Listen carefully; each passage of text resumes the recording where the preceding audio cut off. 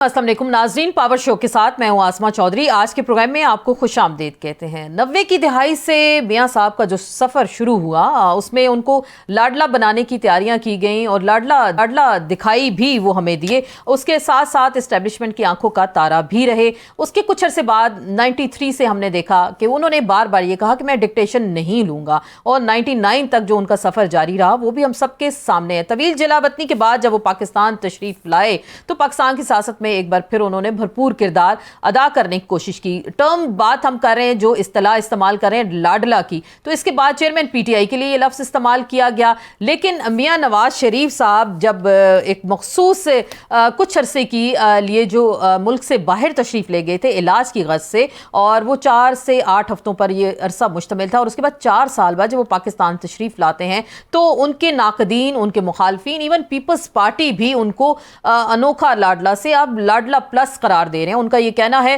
कि उनके लिए ख़ास सहूलतकारी की गई है और क्विक रिलीफ जिस तरह से मियां नवाज शरीफ साहब को अदालतों से मिल रहा है उस पर भी बहुत सारे सवालात उठ रहे हैं मुल्क के अदालती निज़ाम के हवाले से और अदलिया के किरदार और खुसूसन नैब के किरदार के हवाले से बहुत सारे सवालात इस वक्त उठ रहे हैं, जिसमें लोगों का ये कहना है कि नैब अगर पॉलिटिकल इंजीनियरिंग के लिए इस्तेमाल होती है, सियासी जोड़ तोड़ के लिए इस्तेमाल होती है, तो इस इदारे को फिर बंद ही कर देना चाहिए। पाकिस्तान की सियासत में ये जो सफ़र हमें दिखाई देता है, अक्सर हवाओं का रुख कभी तब्दील एक ख़ास शख्सियत के लिए तब्दील हो जाता है, तो ये सिलसिला कब तक जारी रहेगा? लेवल प्लेइंग फील्ड की शिकायत करने वाली सियासी जमातें अब इस बात पर पहुँच चुकी हैं कि आप रेफरेंडम ही करा लें ताकि इस तमाम तर सियासी सूरत हाल से जान छूटे। और लाडलों के लिए ख़ास जो रायत दी जा रही है पाकिस्तान की सियासत में, और जो लेवल प्लेइंग फील्ड का एक मैच इस वक्त फिक्स हो गया है, क्या यही अगला सियासी मंजरनामा होगा पाकिस्तान की सियासत में? और किसको खुसूसन खास रिलीफ मिलेगा और कौन मजीद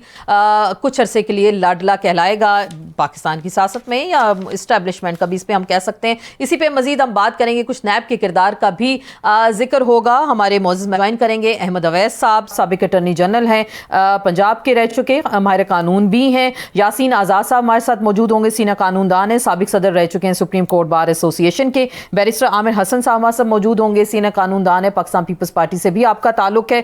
जस्टिस रिटायर्ड शाइक उस्मानी साहब हमारे साथ मौजूद होंगे, सीनियर कानूनदान भी है। सर, आप तमाम मेहमानों को वेलकम कहते हैं। जस्टिस साहब, आपसे गुफ्तगू का आगाज करते हैं। ये जो नैब का किरदार इस वक्त देख रहे हैं मियां नवाज शरीफ साहब के हवाले से, खुसूसन क्विक रिलीफ मिल रहा है, जिस तरह का इंसाफ वो चाहते हैं वैसा ही इंसाफ मिल रहा है अदालतों की जानिब से, तो आप क्या समझ रहे हैं? क्या वाकई जो पाकिस्तान में इस वक्त कानून का जो मयार है खासा आपको दोहरा दिखाई दे रहा है या नहीं?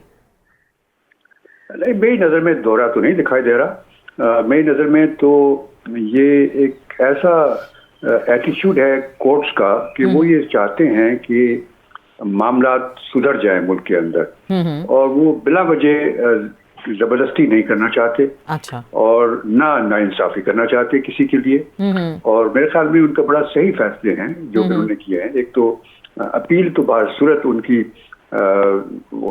जो डिसमिस हुई थी उसको रिस्टोर करना तो लाजमी था जब उन्होंने सरेंडर कर दिया। अब उसके बाद उन्होंने उनको बेल वगैरह भी दे दी। अब एक जो जिस उम्र के वो हैं और जिस जो बीमारी वगैरह है उनको, उसके लिए अगर उनको जरूरत है उसकी तो वो ठीक है। अगर किसी को शक व शुबा है तो यकीनन एक मेडिकल बोर्ड भी कायम हो सकता है फैसला करने के लिए कि उनकी सेहत सही है कि नहीं है, और उसके लिए अगर उनको बेल दे दी जाती है तो उससे मेरे ख्याल में कोई मुदाखला नहीं है जबकि वो ट्रायल के लिए मौजूद होंगे। तो ये सब ठीक है, फैसिलिटेट किया जा रहा है मेरे ख्याल में इस वजह से, क्योंकि कोर्ट को भी अंदाजा है कि जो हालात हैं मुल्क में वो ऐसे हैं जिसमें बगैर किसी से नाइंसाफी किए हुए मुल्क के हालात को बेहतर। तो आपको जस्टिस साहब लगता है कि कोर्ट अंदाजों पे चलती है? आपको वाकई ऐसा लगता है? क्योंकि फिर अगर कानून का दोहरा म्यार जैसे आप कह रहे हैं कि नहीं है, तो ये फिर म्यार इमरान खान के लिए ऐसा क्यों नहीं है? उनके फैसले इमरान खान साहब को भी देखिए, इमरान खान साहब को बहुत से प्रिविलेजेस मिलती रही हैं, हर एक को मिलती रही हैं। इमरान खान क्या, मैं तो 75 ईयर्स से देख रहा हूँ इस चीज को। लोगों को इस तरह की फैसिलिटीज मिलती रही हैं, लेकिन बस इवेंचुअली जो फाइनल चीज है वो ये कि बगैर किसी के साथ नाइंसाफी किए हुए मुल्क के हालात को ऐसी डायरेक्शन में लाया जाए ताकि मामला सही हो जाएं और मुल्क सही तरीके से प्रोग्रेस करना शुरू तो फिर उस लिहाज से आप कह रहे हैं ठीक है।